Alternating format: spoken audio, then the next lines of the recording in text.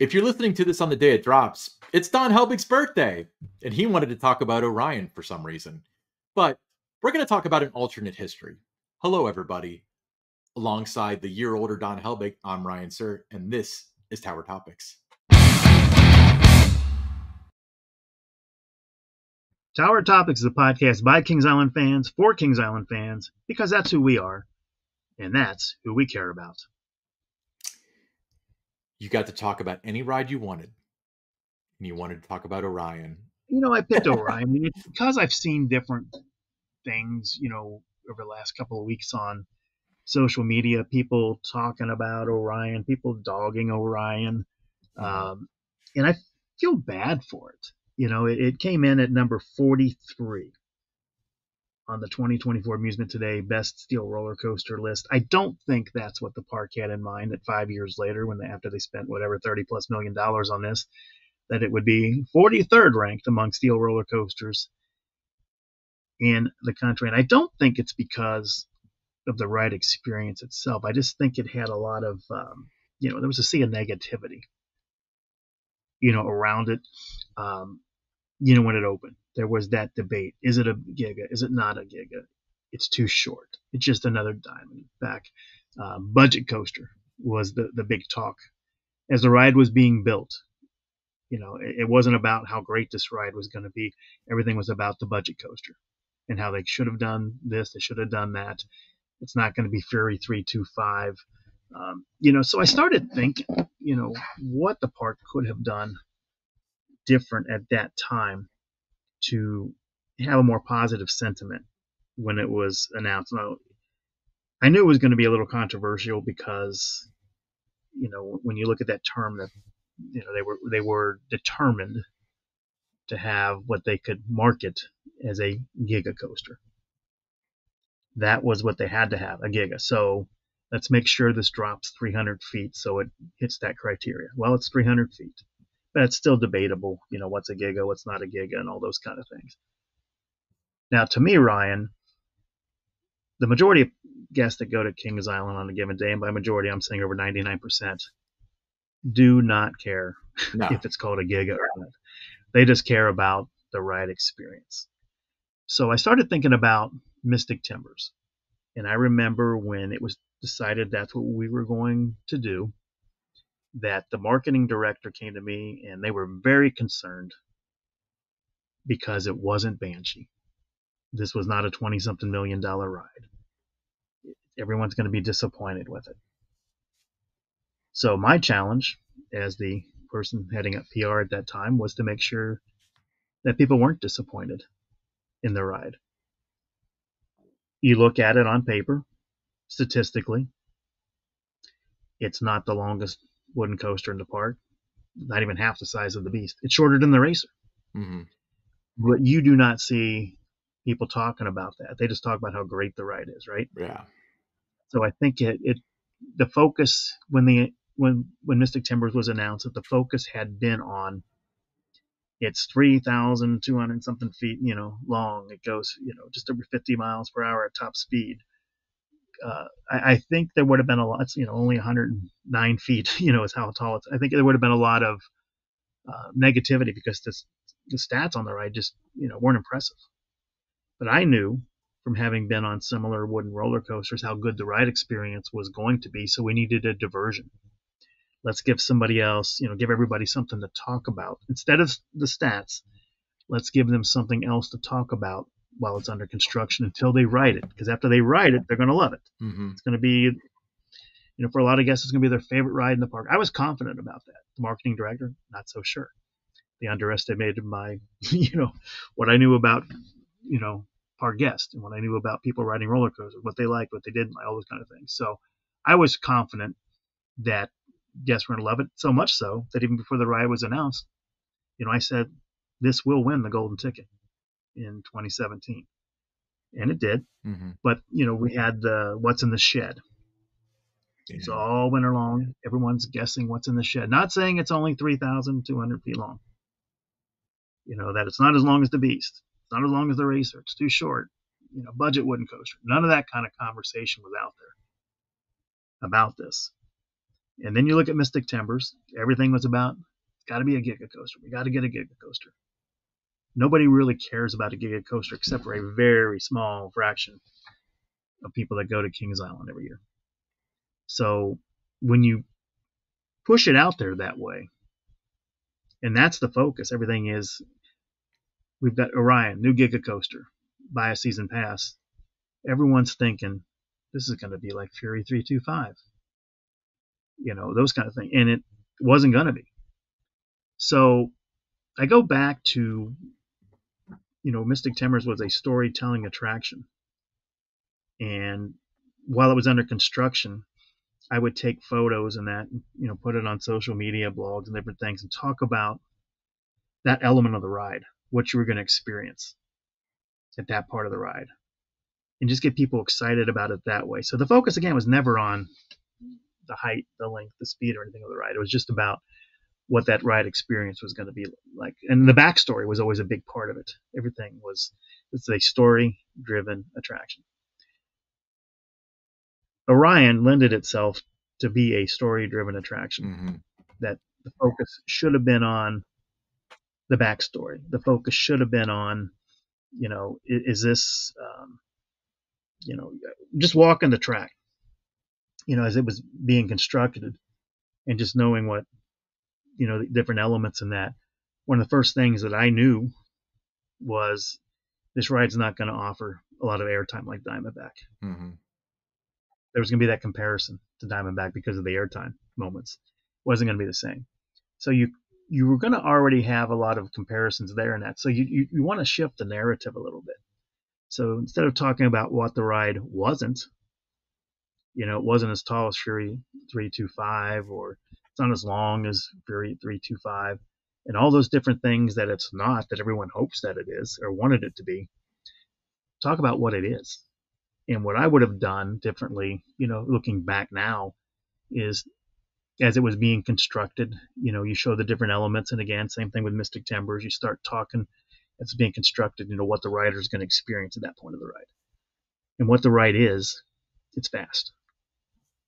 So the focus should have been on the backstory and then just the speed. Not that it's a Giga Coaster. Nobody cares. It should have been just that, 91 miles an hour, fastest ride in the park. Those kind of things. Focus on what it is, not what it's, not let everybody talk about what it's not or what they wanted it to be. So you give them something to get excited about. And that's the speed of the ride. I mean, it's one of the fastest, steel coasters out there. So why not play to the ride's strength and what it does and get people excited about that? That's what I would have done different, Ryan. Yeah, I mean, and I brought up this image. I'll put it up there again, but this was the announcement, and the announcement was electric.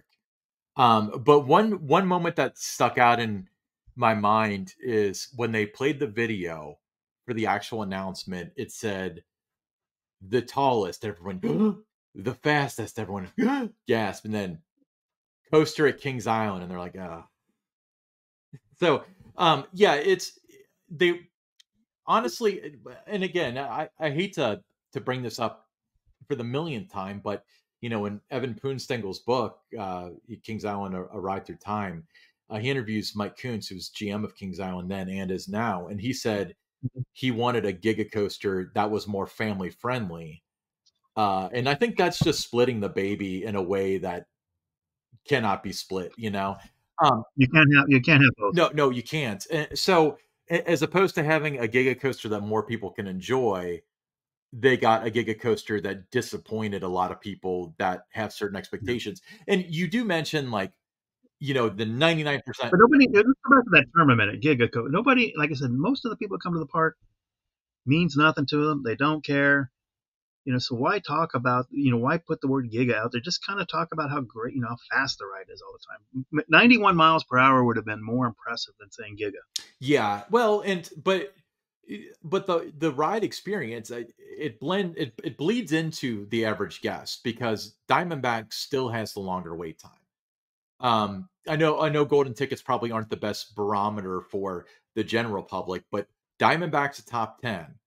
Orion's 42nd or whatever, so clearly it's not moving the needle in a manner. No, but you got to get people enamored with, like wrapped up into something. With Mystic Timbers, it's now number 5 for wooden Hmm. coasters.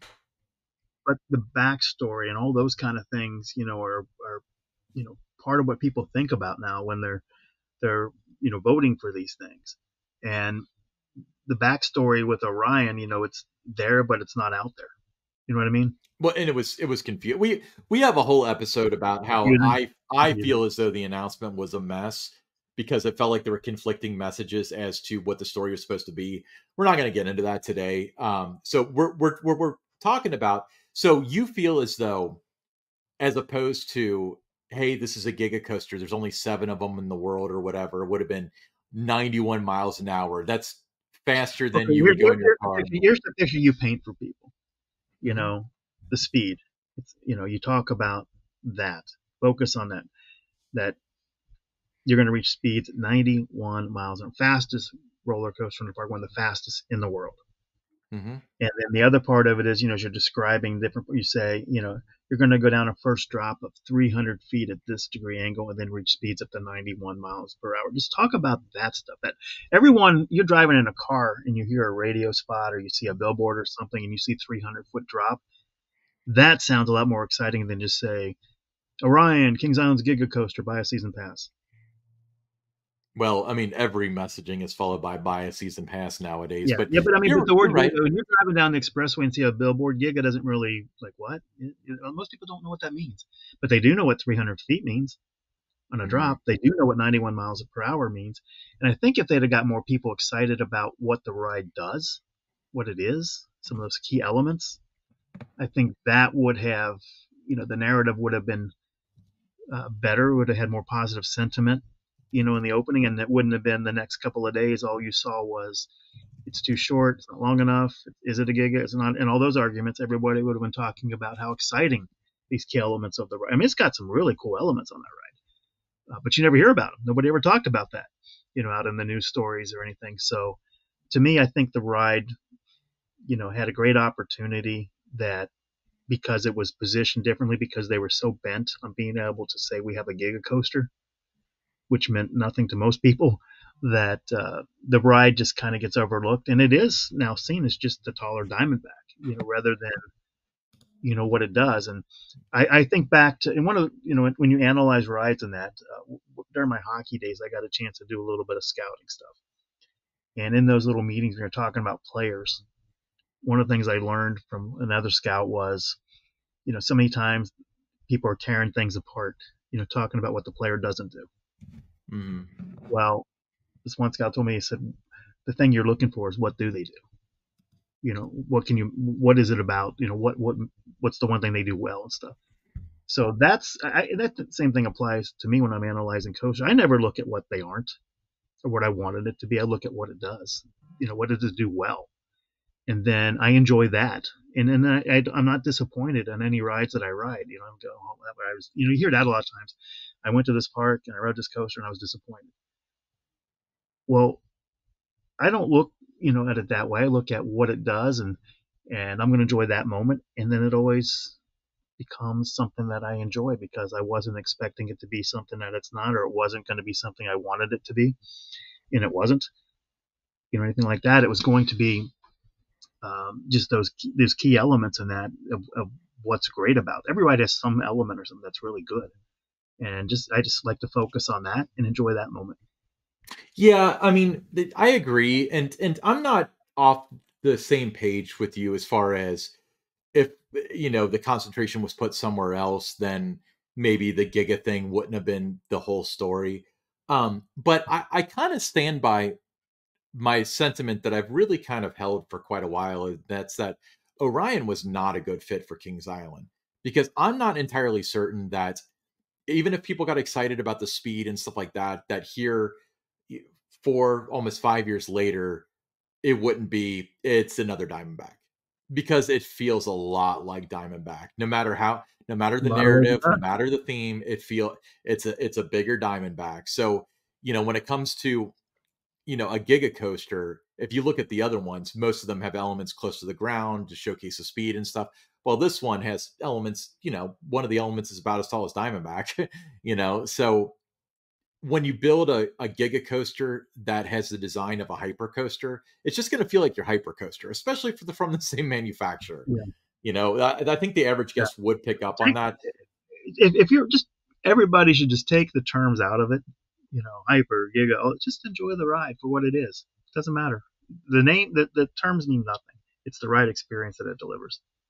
Well, let me ask you this though. So let's talk about a ride that doesn't fall under those terms. So let's not get hung up on that. So we're talking about the Beast.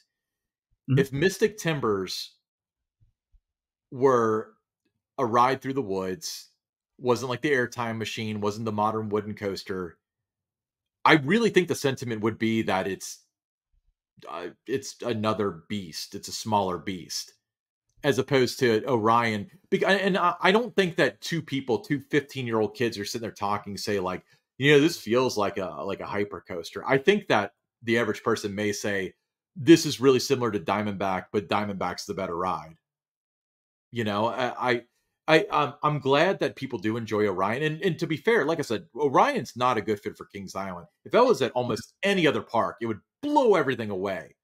Yeah, but Diamondback too, when that opened up, the focus wasn't necessarily on the stats. It was more about the airtime moments Yeah. that you were going to get. That you were going to go 80 miles an hour over 5,280 2 feet of track, and you were going to have these airtime moments. So that was the key thing about that, was just painting that picture for what that ride experience was going to be like. Pull up anything that you can dig up when Orion was announced. Pick up any of the news stories. Was there anything in there talking about what the ride experience was going to be like? That you're going to have just this incredible speed throughout the ride and stuff. No, it's all about it's a Giga coaster.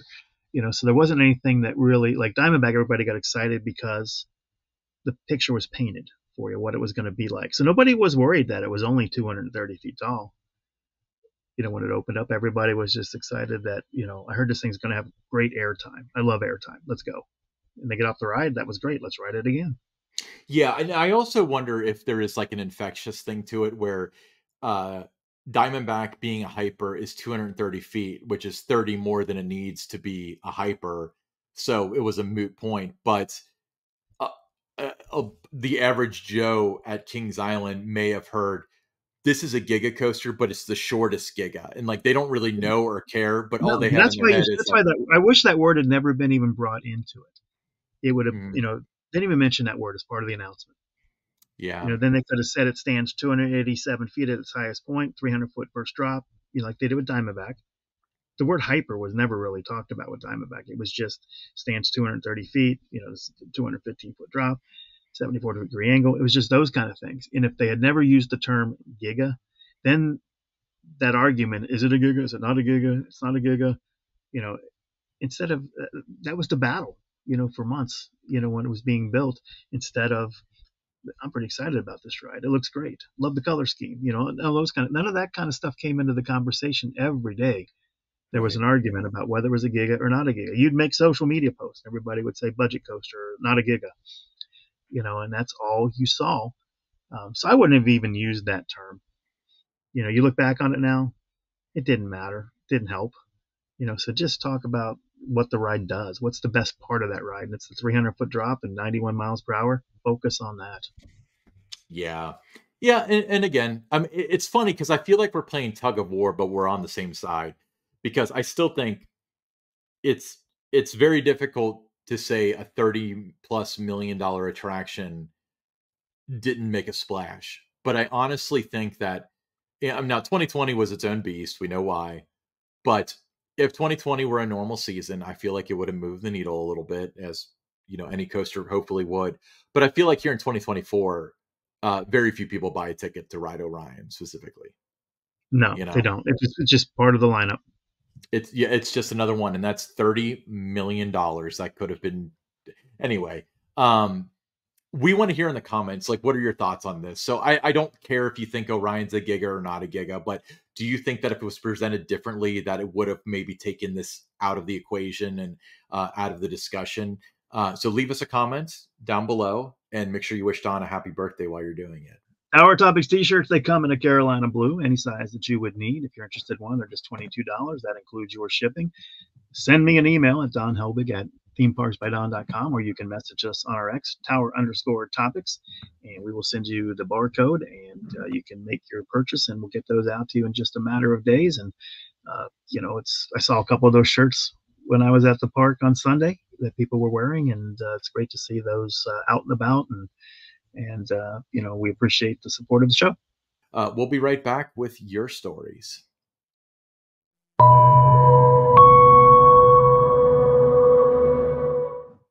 All right. Today's story comes from Aaron B. from Ohio. So thanks for sending in your story, Aaron. He said, I've been visiting Kings Island since 1987. I was just 7 years old. I will never forget that first ride ever on Vortex. It immediately became my all-time favorite ride. I would continue to ride it for the next 32 years. I even had dreams come true when I was assigned to work Vortex as part of the crew in 2001. I enjoyed every minute of working the ride, and I learned much more about my favorite roller coaster. I will never forget September 27, 2019, when the announcement came out that it was being retired. I literally cried.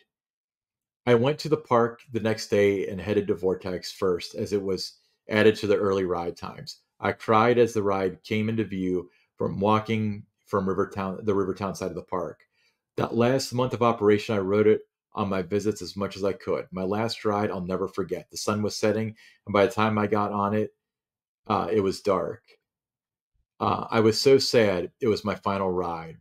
It's still sad walking by that empty plot. That ride was a huge part of my childhood and life.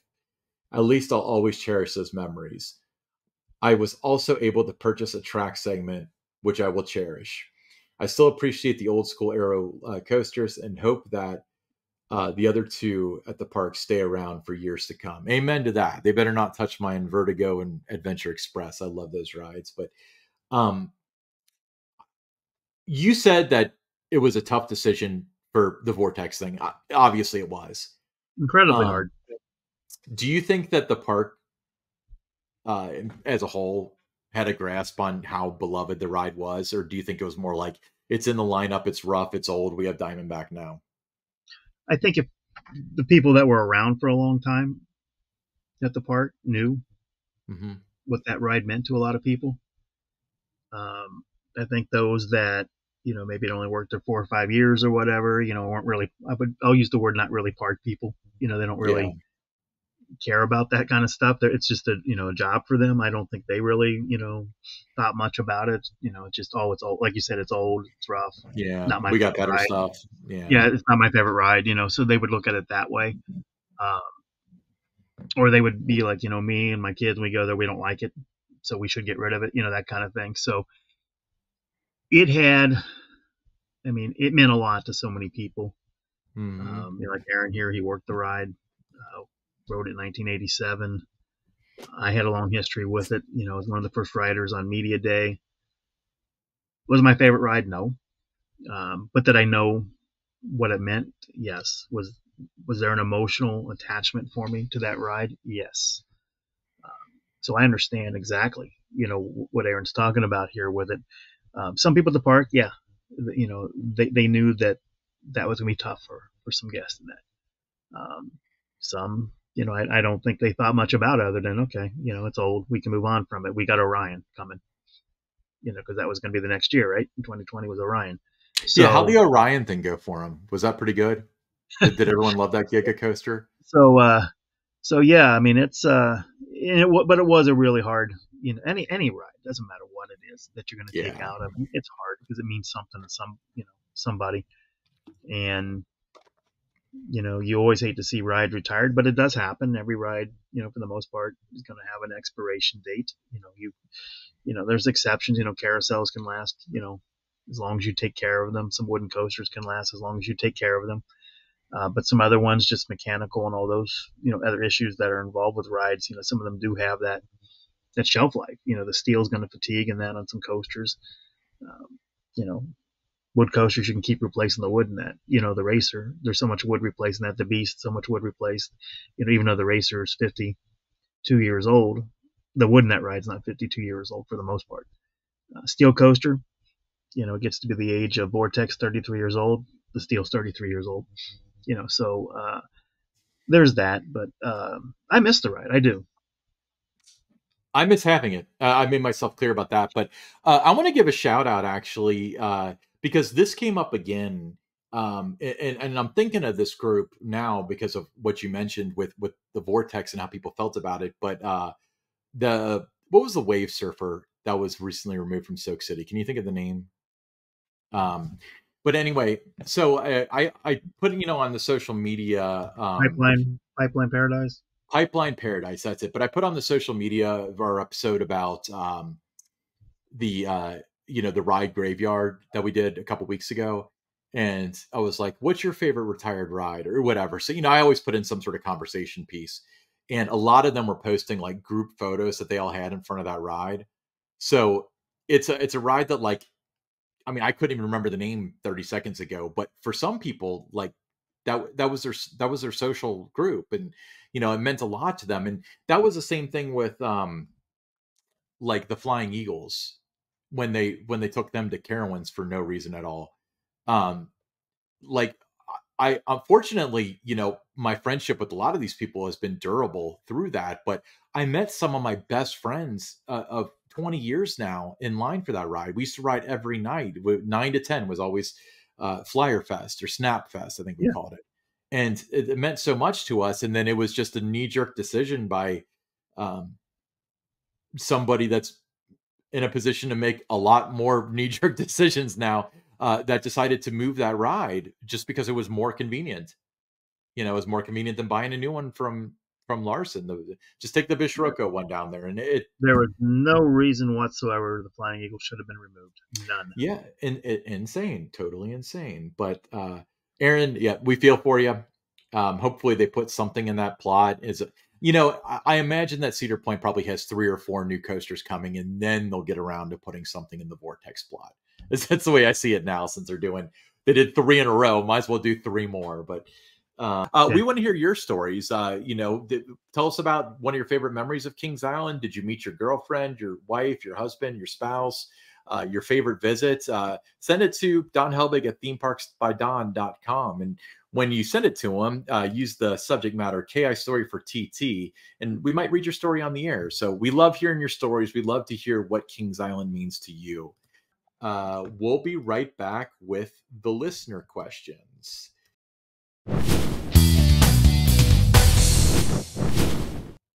All right. First listener question, Brick A from Florence, Kentucky. With the restructuring Six Flags is implementing in PR and social media, Don, if you were still at Kings Island, how would you have adapted to the new structure that eliminates having boots on the ground at the park level? I don't think I would have fit what they're trying to do right there. Um, During my hockey days, I had opportunities to work for like the league office, being in the communications or PR and those kind of things. And I never wanted we call it like a corporate or league type position. I was always somebody that I had to have a team, had to have a park, something that was mine. I think when you're doing one of the things I liked about doing PR, especially at Kings Island, was that the things that I would do, I could see that it made a difference. I could, just getting the name Kings Island and everything out there. You could be a difference maker in that role. I could be a difference maker in the social media role, at the park level. But if you're part of that kind of structure, you would have, say, the regional PR director, and then they're going to have some people under them. You become a facilitator more so than somebody that's really pitching all these kind of stories and things like I used to do. So, as a PR person, I was a storyteller, not a messenger. So there's a difference. I don't think I would have fit, with what they're doing right now. So yeah. I think the biggest thing that comes to mind is that you cared about the park, and that always comes through in those communication roles. And your excitement for it and that sort of stuff, it showed in your work, and so if you're doing a press release for the opening of the water park at the Chicago Six Flags park, like, who cares? I mean, you do it, and I'd be able to find stories and things, but I couldn't do it the same way because it's more about messaging now than storytelling. And the success I had as a PR person, both in sports and at Kings Island, was because I knew how to tell those stories to the media to get them as excited about it as I was, and then by them doing the story, the audience, whether it's TV, print, whatever, gets excited about those stories, and it sells tickets, it sells passes. That's what I did.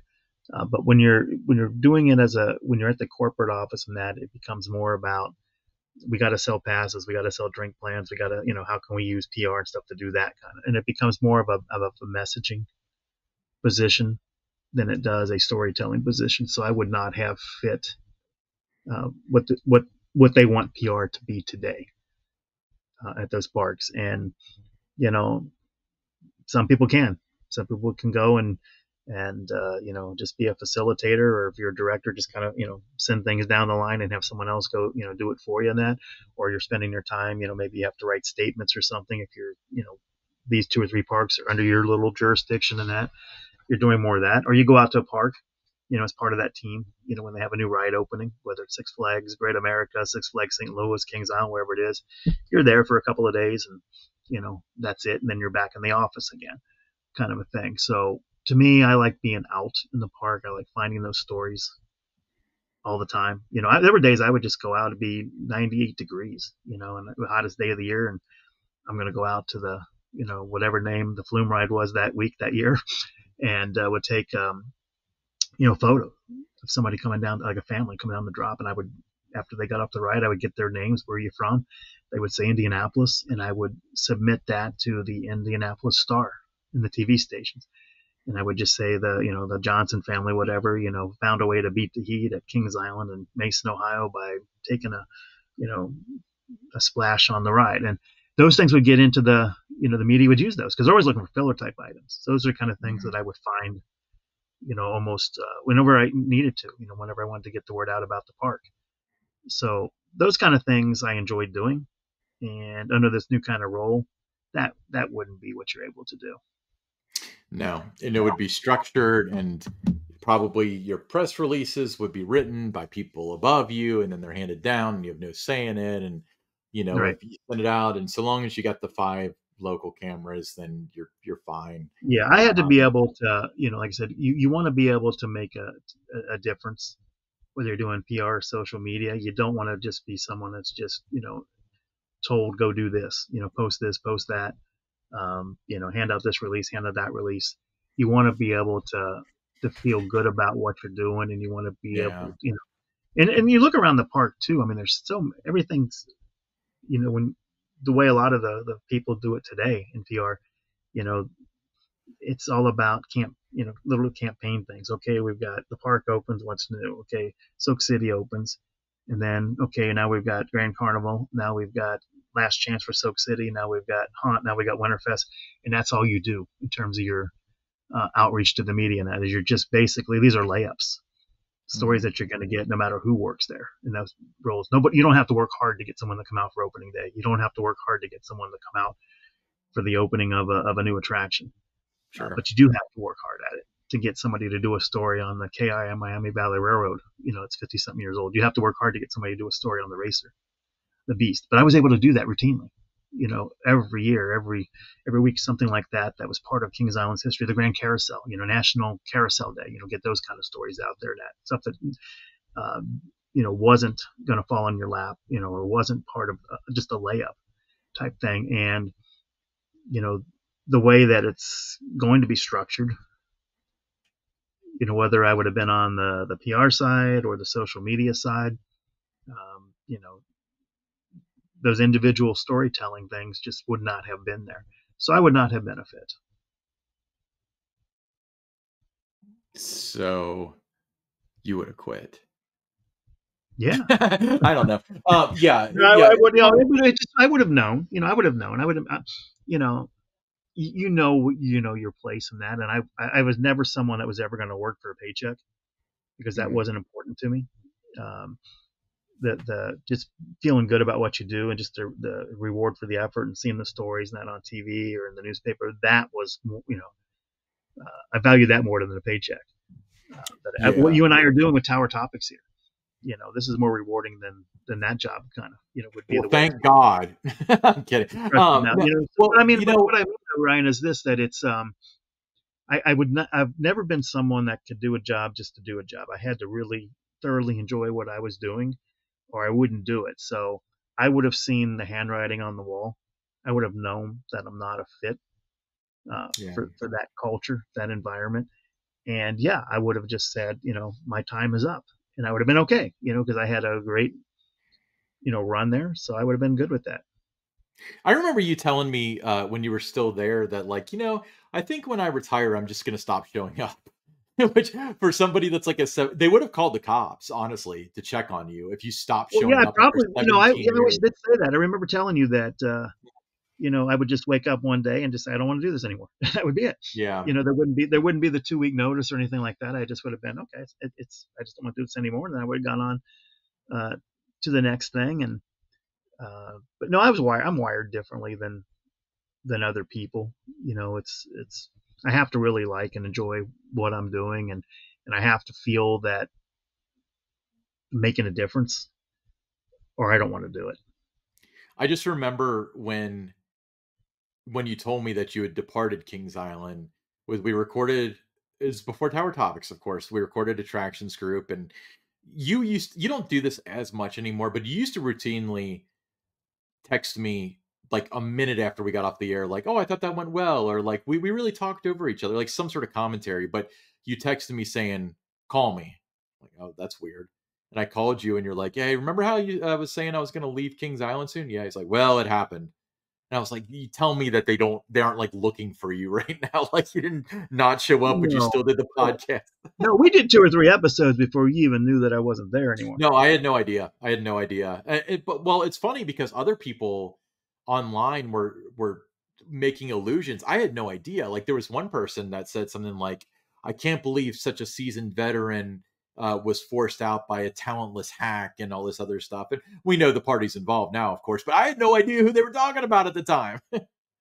Oh my God. Okay, let's stop this before we get in trouble. Next listener question. This one's from Larry D from Lancaster, Ohio. He said, I'm tired of looking at the vacant plot of land where the Vortex once stood. When do you think you're going to see a new ride there? It's funny, we were just talking about after Cedar Point gets 3 more coasters, then it'll be Kings Island's turn. Well, what I know is this. There's been some surveying of that area. Yes. Which is a good sign. So I'm going to say that now I don't have any inside knowledge. None of the people walking around the park with a gold tag have telling me anything. They're not telling Ryan anything. So 2026. Yeah, it might be. I'm gonna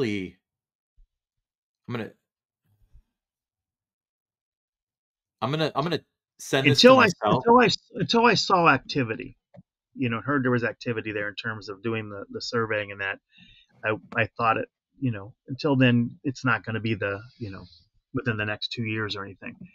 But we're at 2024, that 18 months, kind of window, 20 months out, yes, kind of window aligns for a 2026 new attraction in that spot. Now, don't bet the farm, because Don and Ryan talked about this on Tower Topics. That's going to happen. But I just think, okay, they wouldn't be doing that unless, they were I want to share something, and I'm not going to say the person's name that sent this to me. This is not inside info, but I do want to share this, but I'm not going to mention a name without having gotten permission. I meant to talk to him about it, but somebody that is a friend of mine, a friend of yours, and a friend of the show sent me this. This is a survey marker that they found. He said they're all over, and he essentially said they went from roughly Jukebox Diner over towards the direction of the Beast.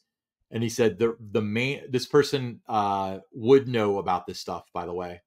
And they said that uh, the main reason why you would do something like this, like driving these spikes into the ground, and would be to create a 3D rendering of the area, which is an early step for Right. construction concepts.